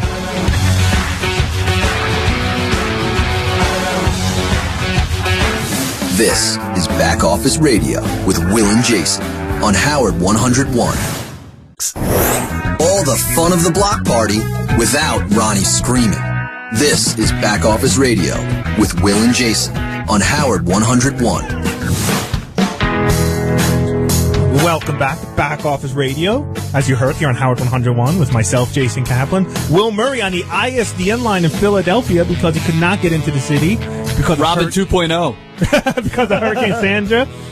He's sitting there with Andy Bloom, which longtime Stern fans know, I don't know, helped Howard syndicate the show around the country. I'm not sitting here with Andy Bloom, by the way. He's like the program director of a major station in Philly. And he just left you in the room by yourself? Yeah, I'm here by myself in a room. Funny. Again, our phones are back up, so please give us a call, 888-STERN-101. That's 888-783-7610, and I will do my best to stay on the microphone. One tweet just came in from Steve on Twitter. I nominate Lisa G's Double D's for continuing to stay hidden for another year. And surely you work with Lisa G. Yeah. I didn't look at the pictures that Howard had of her, and I specifically didn't even ask to, because I don't know what's going on, but from what I see of Lisa G every day, she looks like she's very small-chested. I mean, compared to, a Double D. No, absolutely. When she first announced that she went for that fitting with Robin, and they said that she was a D, a 30D, and I'm like, well, what? Obviously, this whole system is fucked because there's no way this woman's a D. Right. Then I saw those pictures. Oh, you did see the pictures? Yeah, Howard showed me. Well, listen, if you guys would have come in, you guys would have seen them. And what do you think? But it was very impressive. Right? It was very impressive. Those boobs that I saw in those pictures, I've yet to see in that newsroom for the past, 8 years. Lisa, show them off. You got to show it. I don't know how much time you think you have left. So really, just show them. Like I told, What was the picture of? That's what I don't understand. Like, was she holding them up or something? No, she was naked. She was in I don't know what the broads call it, but the thing that pushes up your tits a little bit. It's like a dress. Corset? Like, not a corset, but almost like rope. Well, actually, no. She came into the office. She came back into the office the next day, and she was like, "Get your wives $200 bras." She was raving about maybe this it was a $200 bra. Because it was nothing over the shoulders, and so you saw her neck, her shoulders, and then this cleavage with a cookie stuffed in one of the tits. And what kind of cookie Jason wants? Yeah, that would be the one thing Jason spots. Yeah, it's a ruined cookie now. But yeah, I don't want to tits, eat Lisa's cookie. There was definitely tits there, and I can't say the same throughout the week. All right, Shuli, you stayed in through the break because you said you had a game for me. Well, you guys came up with what would Shuli do. You're right. So I came up with a couple games. All right. And he lied through his answers. Oh, wait, hold on. Before we go to you, since this is a game about me, I'm picking up on Jay in Boston. Jay, welcome to Back Office Radio. Yo, guys, what's going on? What's going on? Yeah, I just wanted to say, Shuli, you're the man. Will, you're the man. I'm so glad you came out as an ass eater while you were drunk the other week. Yeah. I want to be an ass eater. I'm not an ass eater. I want to be Guess one. what, dude? You can't talk about it unless aspiring you ass eater. Yeah. Aspiring. Amateur. I want to give a douche of a life. Jason Kaplan, I hate your existence. I would love to burn in a fire slowly. Oh, wow. Die very, in a very painful manner. I hate everything about you. I can list them if you'd like. Jason, you would be a great pig roast. Well, considering you stayed on hold for 45 minutes to tell us what you don't like about me, feel free. Go ahead. List the top 3 things you do not like about me. All right, how about your faggy fucking smile every time you... Okay, faggy smile, number 1. What's number 2? Number 1, how about your faggy laugh that I just can't get over every time you hear me, makes my blood boil? Faggy laugh? It's like this guy just... Go ahead. No, I was just going to say, it's like you copied my entire game, word for word. Okay, so... all right. Faggy smile. I hate the fact that I smoke weed because it makes something we're bonding. Common. Yeah, he's saying he hates that you guys have something in common. Hey, man, don't bogart. Come on, man. Shit, pass that. Okay, so smile, laugh, and the fact that I smoke weed and somehow ruin that for you. I apologize. I happen to like my smile. I happen to enjoy my laugh, and I happen to love weed. And the good news in all this is the weed is the one thing you don't do faggy, according to this guy. So. By the way, what's funny about weed, just because Shuli's in there? It's like, Shuli, I think his wife was pregnant, and he went on this kick like, hey, man, I'm cleaning up. I'm not smoking any more weed. It's over. I'm done. It's through. Clean living from here on. I think 2 weeks after that kid was born, man, he had like the bong back out. It was, dude. Potheads can't last. Listen, wait till you start watching Yo Gabba Gabba, dude. You're gonna be like, why there's a fucking red dildo with one eye singing at me to not bite my friends. I'm getting high. Fuck this shit. Life is inherently boring, and that's why weed exists. Okay, let's do your game real quick, Shuli. All right, this one's called What Would Make Jason Sweat? Everything. Well, that's number 2. Number 1 was menus. Next game. Oh, no, by the way, Shuli, if I could correct you, I love a big menu. Not too big. Not too big. Right. I don't like when they give you too many options, but I don't like the one-page menus either. Do you not like the too many options because it ends up costing you that much more? No, I don't. I don't like the too many options because I like to read everything and I like to go through it, and then I'm like, oh, do I feel like a hot meal or a cold meal? Do I feel like breakfast or lunch? I'd be so annoyed going to get food with you. Oh, I do it all in my head. I'm ready to order by the time the waiter, because I always default to cheeseburger. Like if I don't know what I want when the waiter shows up, it's just cheeseburger. It's very easy. This one is titled "What Would Make Jason Smoke Weed?" Number 1, a hurricane. Yes. Number 2, everything. And then, lastly, what would Jason eat? Number 1, people.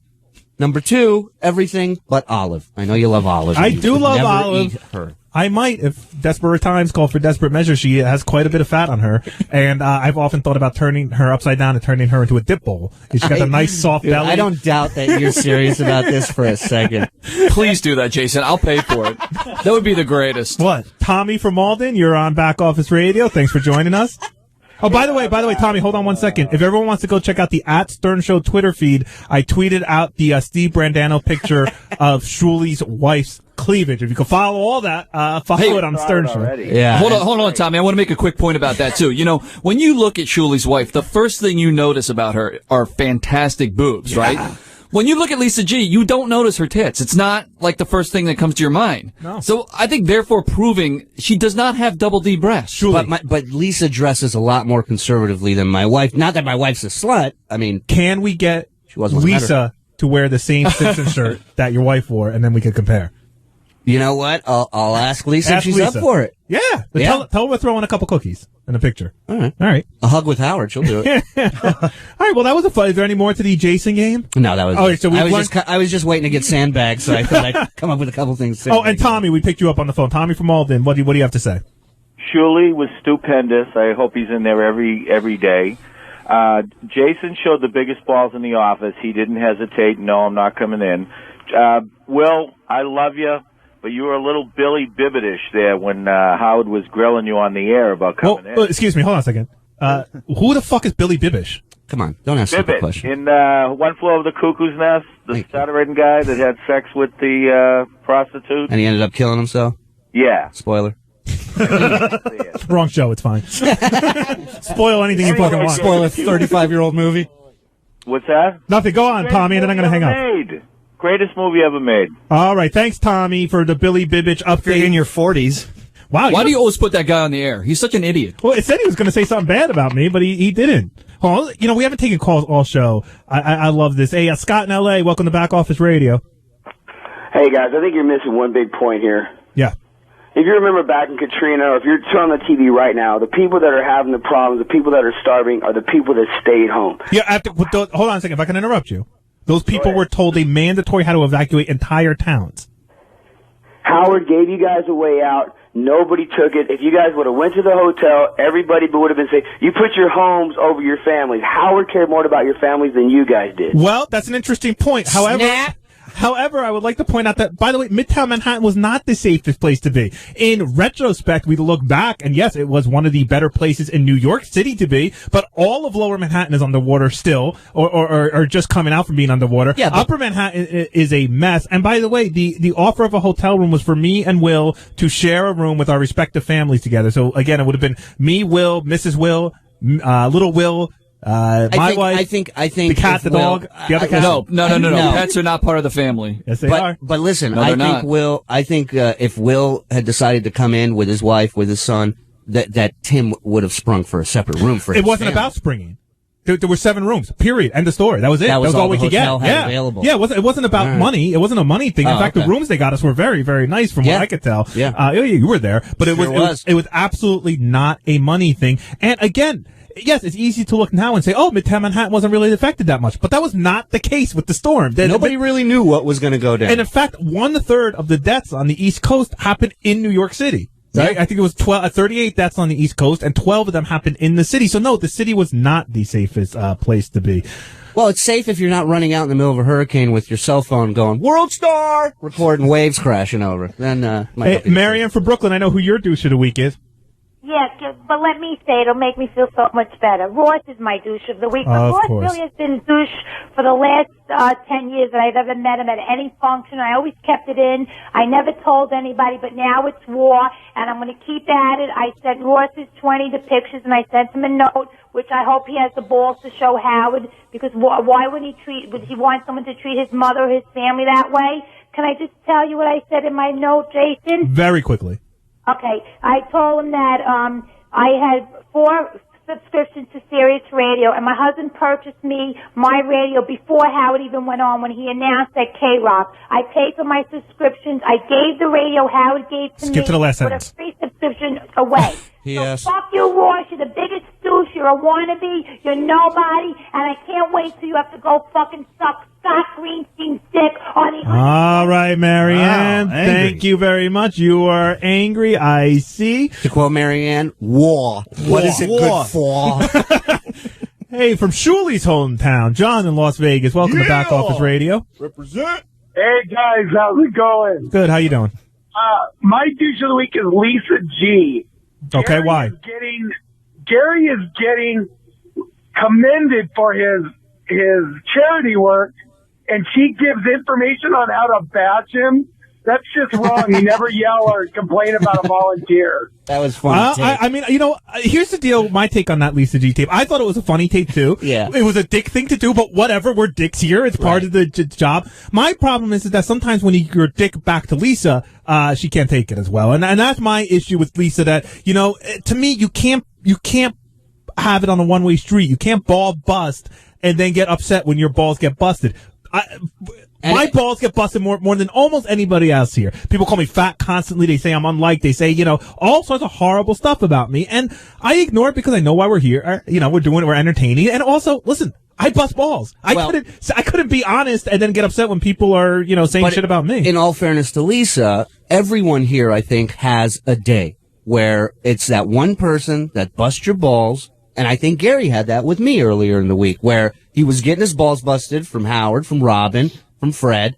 And when I jumped in, it was like, I'll take it from you, and you, but not you. And I think that was just the day. He wasn't having it that day. It may have not bothered him on another instance, but I think, well, the difference is there are a lot of people, is what I'm saying, that can't always take it. But to give Gary credit, he came to you and actually said it to you on your face in the wrap-up show, on Howard's show, and I know you guys had a closed-door office yesterday. Yeah. I heard everything went great because I hear everything that goes on in there. I just want to make sure he was cool with me, because I really, and I told him this to his face, I really still don't feel like I went out of my way to be a dick. You didn't. I got to tell you right now, you did it. You did your job, and you did it well. And listen, this isn't anything I said to you off air, or had said to you off air already. You did what you had to do, much like leaving your poor family behind. You took shots at Gary when he was already having 1,000 shots taken at him, and it was the right thing to do for your job. And Gary knows that. I think Gary is already over it. It's a sensitive subject, I think that's what's bothering people this time. When you talk about family and work and loyalty and all that shit, man, it gets heavy. Even when we were talking about it earlier, you could tell that emotions run high with this shit. It's not something that's very fun you to guys talk for about. the last half hour been saying how I ditched my family. I'm not, I'm not pissed at you two cocksucking motherfuckers. He's just scrambling down a new Will Murray game right now. Yeah. Hey, speaking of Will Murray and by the way, thank you, Shuli. Is that yeah, it? I'm gonna, because this is our show. I'm just gonna tell you when it's over. It's over. Jason's all sweet to me the whole segment.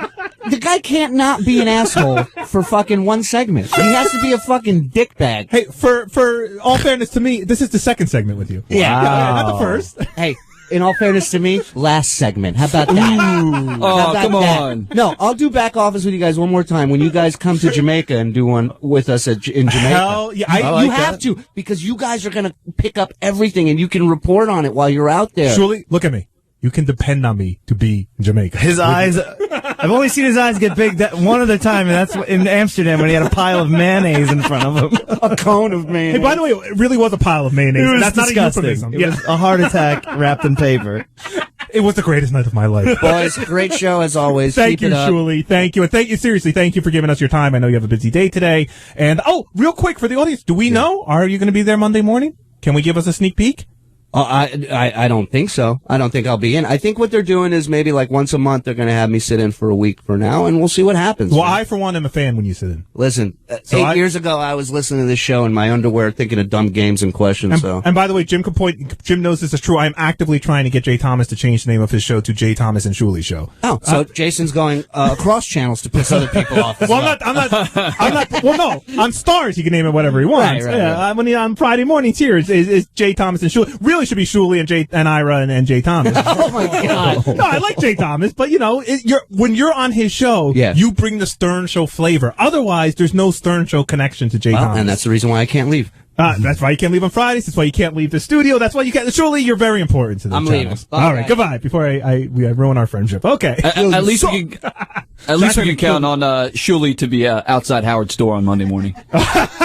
Hey, by the way, and I'm going to wait for Shuli to leave to tell this story, so he doesn't. No, Shuli, you can stand there if you want. But one of the if Shuli was a wrestler, by the way, his finishing move would be called the crowbar. He pulls it on every show.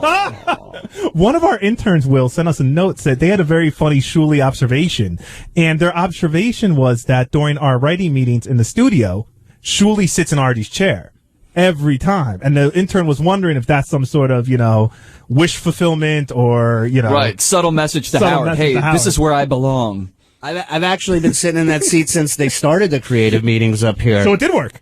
I guess so. I guess so. All I know is Artie never was in those meetings, and he used to leave little packets of heroin laying around. I understand. And I'd be like, I would sit there, and usually Doug Hurwitz would sit right next to me. Oh, comedy team of Igor and Hurwitz. Sweeping the nation. Well, by the way, for people who don't know, Doug Hurwitz is the guy who was responsible for HowardStern.com, and he's still there. And he's the guy the rest of us look at and go, "Why the hell does that guy work here?" Surely, I know Doug is a mumbler and also someone who fancies himself as being funny. Does he ever talk to you during those writing meetings and try and give you ideas or jokes? Occasionally, he would lean in and whisper a line to me, and I would just look at him and go, "All right." I half the time I wouldn't even hear what he was saying. I was just focused on Howard noticing me. All right, I gotta go. I'll see you guys later. All right, thanks, Shuli. Hey, Will, so we're dealing with Hurricane Sandy. The power is out, at least where I live in Hoboken, for since Monday. And although power seems to be restored to most of the city today, and thankfully, you and I both lived together during the big blackout of 2003. Do you remember that? It was unbelievable. That was one of the highlights of living in Manhattan for 10 years. Yeah, so we're coming home from work one day, and we're crossing the street, and we see all the streetlights go out, and we're like, oh, that's weird. And then it turned out that New York Manhattan in the middle of the day was in a complete and utter blackout. And unlike now where it's kind of cold, it was in the middle of the summer, so it was very hot, so food was spoiling. And we lived at the time on 10th and 48th, and on 9th Ave, where there's tons of restaurants. They had all the restaurants were bringing out their food and their booze because it was going to go bad, and they were practically everybody was out on the street. It was like a huge party. Yeah, it was like a big party, and I'm like, come on, let's go party, let's go get drunk and enjoy this day. And Will had just started seeing Tracy. Tracy is now his wife and mother to his child, but they had just started seeing each other back then. And Will, you were determined to make it across town. For people who don't understand New York, we lived on the west side of New York in Midtown, and his girlfriend lived in the east side of New York on the lower side. So it is a big deal to cut across the city, especially all on the way foot between together. A and B on the Lower East Side. It's very, very far. And so you talked me into going across town to go see one of our former interns who you said had a kick-ass apartment and also conveniently lived a few blocks from Tracy. Well, it starts a little before that, because when we were up in my apartment, we were with an intern. I forget who it was. Yeah, I could too. But somehow we had gotten a bottle of wild turkey out of Glom. Yeah. Remember, we used to get all kinds of crazy shit in there. Yeah, we saw and I drank most of it before we even left the apartment. Yeah. So that's never a good start. And then as we were walking across town, and again, across town Manhattan is the long way. Well, you were just taking shots of wild turkey, and I can't stand shots of crap like that. So I wasn't accepting any shots. And I would say by the time we hit, I would say, I don't know, 6th and 20th, you were gone. You were flying. I was out. I was done. I think I drank the entire bottle almost by myself. And so. you were crazy because to explain the situation, New York was almost like a utopia for that day. Like, nobody panicked that I saw. Everyone was out in the street playing music and having a good time and drinking. And you, though, were on some weird drunken tear that you sometimes get into, where you were like running up behind people and jumping on their backs or screaming in their ears, or you yelled at two guys who are holding hands, and I'm following. Yeah, I'd bark at them. You barked at them. Like, when I say, do you want to do your bark, or you want me to do it for you? No, you just walk up to me and go, "Roo!" That's it. It's nothing it's nothing very creative. But right in their ear, and anyway, so you and I'm following behind you, and the whole time I'm in my head, do I stay with him? Do I just leave him? I really didn't want to be around this. I was tired, and listen, I was worried about you. We get to you were worried about you. I was, but I stayed with you. No, you did. You were a good friend, man. And we get to this other intern's apartment, and this great apartment Will kept telling me about as we walked across town, and it was a nice apartment. But I didn't know anything about the apartment, by the way. I just wanted you to come with me. I think it was the only way I could convince you. I knew, and the whole time we're walking over there, I go, I know he's just going to use this as an excuse to go to the girl's house. I know it. So we get to this kid's apartment, and it's pitch black out by now. And when I say pitch black, again, nothing, no street lights, no lights in the building. So we're groping up this completely dark stairwell in the building neither one of us have been at before, trying to find this kid's apartment. We find it, we get in, and they're having a grand old time sitting around, smoking, drinking, talking. And what happened then? Because shit went downhill real fast after we showed up. So I still had a little bit of the wild turkey left, so I was handing it around to people and telling them to take shots. And the guy who lived there was like a real brah. He was like the frat guy, you know? So I said, hey, take a shot, you know, we're having fun. And he would take a shot. I'm like, what kind of frat boy doesn't take a shot? If you're going to act like, you know, the douchey frat guy, at least you got to step it up and drink a little, right? Right.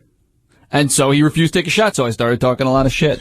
Jason, I'm trying to remember all this, by the way. This is 3/4 into a bottle. I'll pick it up here. It got really ugly with this kid, an Asian kid, tall, muscular Asian kid, and he just kept saying, and he was a fucking poser, man, and that's always going to drive me nuts. He just kept saying, no, I don't want to drink. Why are you forcing me to drink? And it was his apartment as well. He kept threatening to throw us out. Because you're wearing your Cox hat backwards. That's why I'm forcing you to drink, asshole.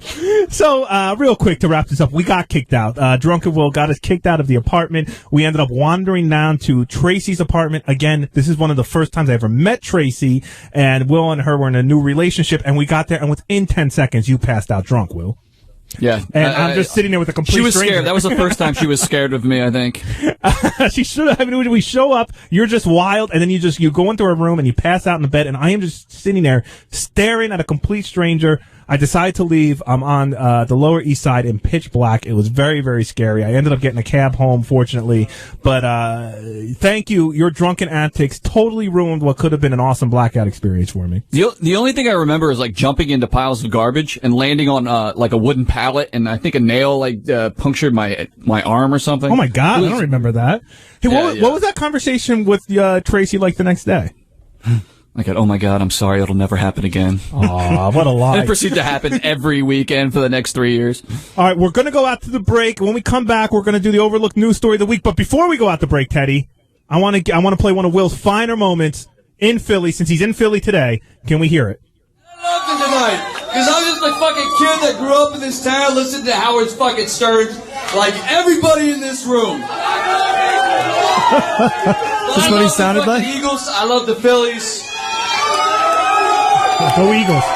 It's still open, I'm telling you. The Eagles have some hope. No, they don't. That was before the Atlanta game. Well, he's really drunk. Yes. Fuck you. All I want to do is give one Eagles chant my entire life. Oh, boy. So here we go. E-A-G-L-E-S,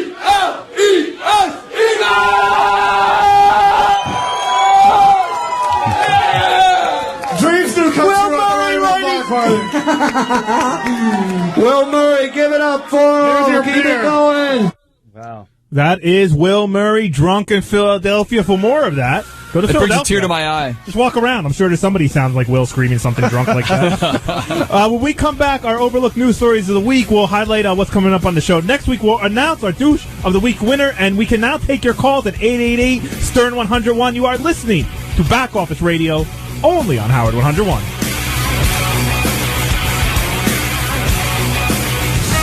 You're listening to Back Office Radio with Will and Jason on Howard 101. Don't adjust your volume. That's just Jason wheezing. Back Office Radio with Will and Jason on Howard 101. I swear, if I had a dime for every time I told someone, no, that's just me breathing, relax, You'd be rich? I'd have a couple bucks. I'd be able to use the vending machine. By the way, note on the Office vending machine here. Did anyone notice the new ad today? What do you mean today? Yesterday they added something new to the vending machine. What? A cheese and fish sandwich. Oh, gross. Oh.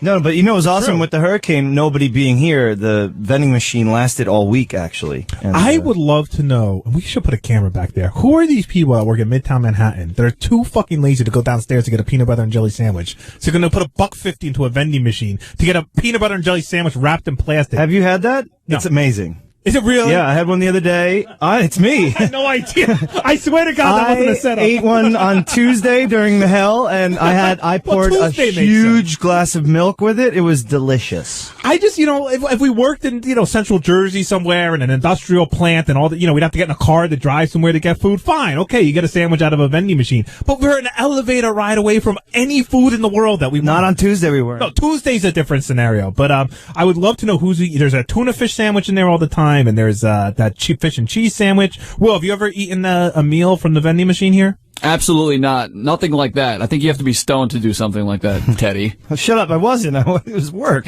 Hey, on Twitter. You can just be like JD and eat a wrist sandwich.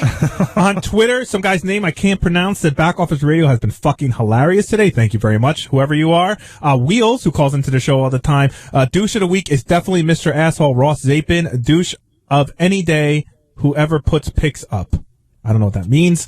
And from Dan the intern, Will Murray blacking out during blackouts since 2003. That's a witticism from our intern Dan on Twitter.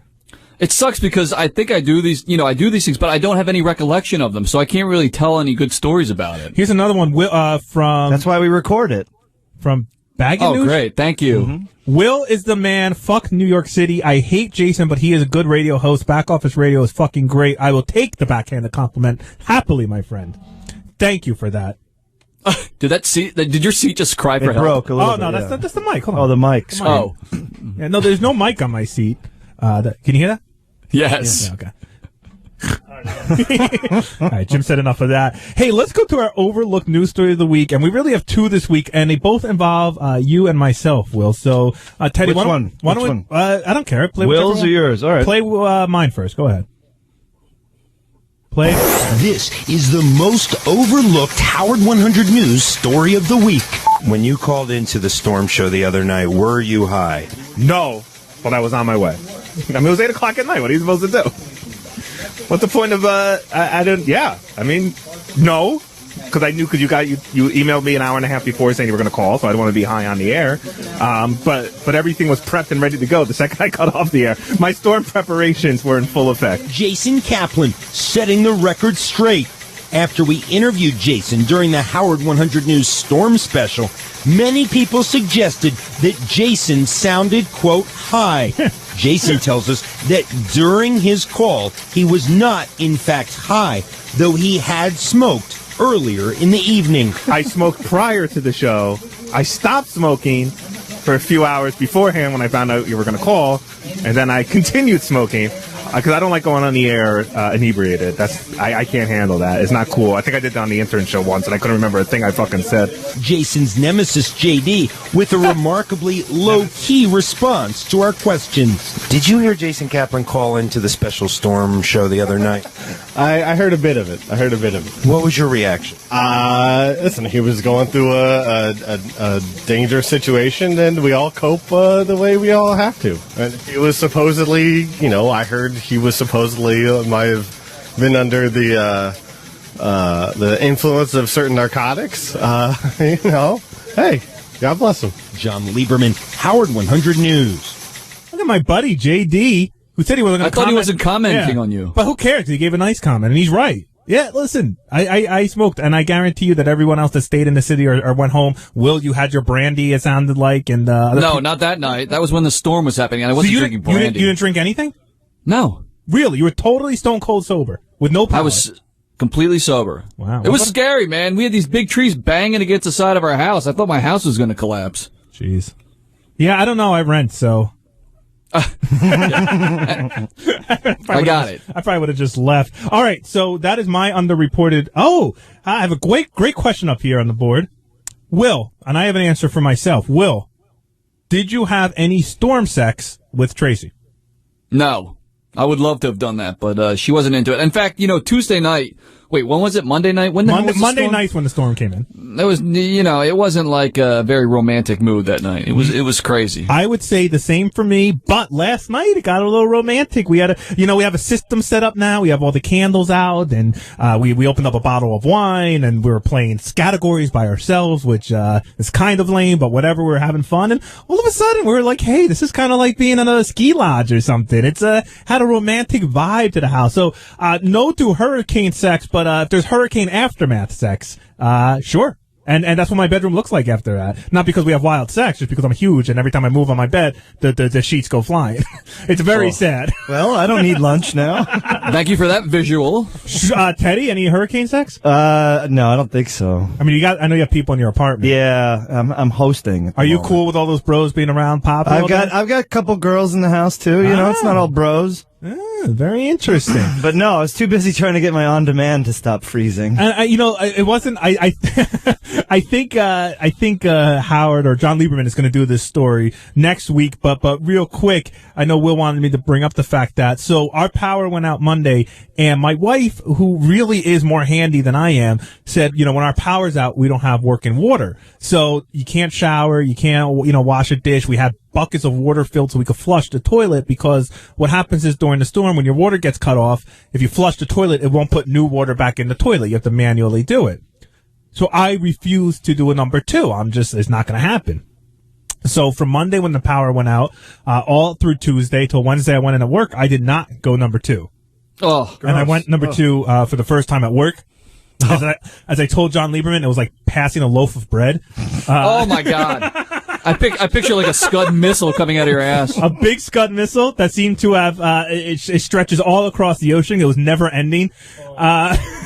So that's what happened. But the kicker to the story is, I get home yesterday and I'm telling Janice that story, and she goes, oh no, we can flush. I told you that the other night. I tested it. We can flush. I had totally missed it when she said that. Yeah, so you're an idiot. I held it for nothing. I like Janice is handy, by the way, because she can put up like a shelf.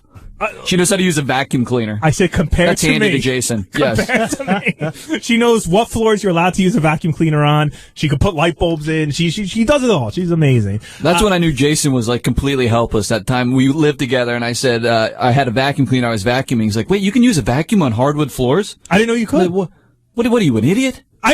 We didn't have hardwood floors, and I thought you could only use vacuum cleaners on carpet. I thought they were made for carpet. Rob Martin from Howard TV shaking his head. He seems to know. He's 40 years old, this guy. He doesn't know. Whatever. Yeah, I grew up pampered. What can I say in that regards? My mom never made me do anything because I did everything wrong. That would make you sweat. Speaking of stinking up a bathroom, that brings us to our second most underreported news story of the week. And now, the week's most overlooked news story from inside the Howard 100 newsroom. Do you recall an incident where you went to the bathroom right before Miss Howard TV was walking in? I wish you had talked about this on the show. Yes. So, Miss Howard TV was going in the bathroom to change, and I was just taking an awful shit in there. And I came out, and Genji's sitting there, and she's sitting there, and I did the gentlemanly thing. I said, "Look, honey, you may want to give it a few minutes. It's not pretty in there. It's awful." Stern Show producer Will Murray admitting to part of what our sources leaked to us, that he had a horrific bowel movement in the Stern Show bathroom moments before Miss Howard TV had to use the facilities to change outfits. The facts, as Will explains the rest, are in dispute. In my defense, I ran into her a few minutes later, and she said to me, she goes, "You know, it didn't smell at all in there." So, as I've always said, my shit does not stink. So thank you. She says, New story now. I'm told that she had to spray all her hairspray all through the bathroom just to make it tolerable for her to go to the bathroom. What do you want? I eat a lot of natural fruit and vegetables, and that stuff smells. Do you believe you owe her an apology? No, I didn't know she was going to go in there to change. I had to take a shit. What do you want from me? We have spoken to Miss Howard TV Mickey May, who seems to contradict some of what Mr. Murray is telling us. That as our reporting continues. John Lieberman, Howard 100 News. It's always so creepy to go to the bathroom when someone's outside. Did you know that they were outside waiting? Could you hear them, Will? Absolutely not. No. Oh, okay, cool. It was terrible. Sorry to offend Mickey May. Mickey May. All right, so see, you and I both have our bathroom issues, and I just saw Amy on Twitter said, "Ugh, I'm going to have to leave work sick after hearing the sex story," followed by a number 2 description from Jason. Ladies, I know you're all fighting over me. This is what you're missing out on. And next week, I'll highlight how Janice has to follow me around, scooping up all my back hair and shit that falls out. I leave more hair around than the animals. Hey, Jason, in my defense, though, I did get it all in the bowl, so that's got to count for something at Sirius. Speaking of, Teddy and Jim, real quick, if you remember, when Tim got the bathroom cleaned, did he say he got it repainted or just cleaned? Not clean, repainted, just just clean. clean. I don't recall Because Will paint. and I yesterday saw some stains on the wall again, and I think they were new. I think I they really were new do. too. And all right, well, we'll have the pictures for Howard on Monday to go through all of that. Will, douche of the week. We talked about it during the break, and I think we've all come to a conclusion here. Teddy, Will, are you on board with this? Yeah. Will? You saw What? my- I don't know what it is. Oh, I check wasn't your here I in the am. break. Check your I am, man. Oh, let me see. All right, while Will checks his I am, I'll play some I am music. Do-do-do-do-do-do-do. He's not up with technology. I don't give a shit. Announce it. I can't find it here.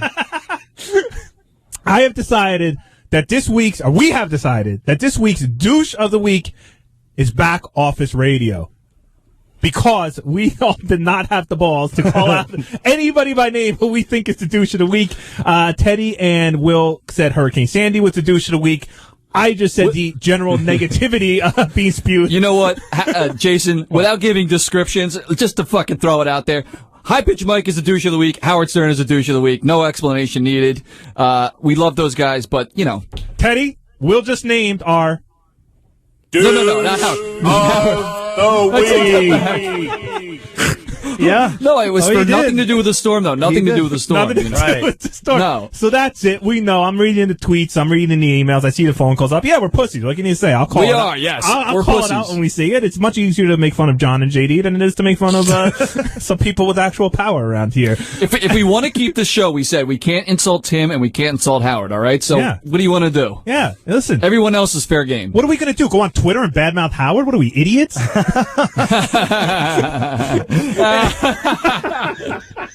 Hey, Will, any guests you could talk about coming up on the show next week? Anyone that didn't cancel because of the storm? Anything interesting? Yes, we have a great, what's it called? Dumb as a Box of Rocks coming up next week. And I pre-interviewed probably 30 girls for this, and I promise you I found the dumbest girls, and they're very hot as an added bonus. So it should be a fun game. Who's working on questions for that? Because I haven't been. No, we solicited on Muldred. Beautiful. So they're all, up there. All taken care of? Pretty much. Hey, I retweeted on @SeriousJD. National Guard moved into Hoboken last night, and they are now setting up in front of City Hall, which is 2 short blocks from where I live. So people don't believe the devastation going on. I will be hopefully going home to a National Guard situation. Anyone else? I think they're trying to roll you back into the ocean. Actually, they're trying to remove your loaf of bread sized dump you took. I tell you, it felt so good. It was like the quickest I've ever gone to the bathroom. It was like I was like and in you and out did of that there. here in the compound? No, not in the compound. Oh, all right, nope. John Lieberman followed me. I walked out here for that. You went into the public one. I went into the public bathroom, or as Even Evil Dave worse. Letterman would call it, the pubic bathroom. that is so gross. Well, anything else we should highlight? Next week, what else do we have? I think it's going to be a little bit of a slow week. You know, Are we we got going to to hear catch from up Mitt Romney again. at all, or Mitt Romney? Yes, he will be calling in. I think Mitt Romney will be calling in on election day. It is election week, yeah. Twice. And speaking of guests from this week, who I fucking love, and who, of course, you have back office experience with, is Evil Dave. Evil Dave was on the show. You know, all of us, well, not me so much, but the rest of us here worked so hard to write him funny lines and to sit and listen to him screw up every single line. What is that like for you, Will? Oh, don't play the music yet, Teddy. Fuck. Screwed up. Why? What did we screw up? I was supposed to plug next on Howard 101, immediately following Back Office Radio, the John Hein TV show. I guess if I say it before the music hits, it makes it much easier for everyone to edit out. And I apologize. A little Back Office editing help here. John Hein's TV show is next. John, who do you have on? Just shout. Dreamer Walker from a bitch in apartment 23B, whatever that is. She is smoking hot chick. JD's on the phone. Oh, JD, Mr. Undependable, couldn't be here. Mr. Undependable John Hein, who was not here Tuesday, is now here, makes it in for his own radio show. I noticed he got up extra early to be in here for that. And that's it for Back Office Radio. Will, thank you so much for going out of your way to make sure you're on an ISDN line for the show. Thanks to Andy Bloom. Thanks to WIP for hooking it up. I love you guys. I love Philly. Thank you, Andy Bloom. I will not thank Philly. Let's thank Al Ragone. Teddy. Let's thank Al Ragone for telling Teddy how to mix together the voicemails. Thank you, Teddy Knitter, for being here. You didn't even play it anyway. Bye. Oh, that's right. We didn't play it. All right, we'll be back next week on Howard 101.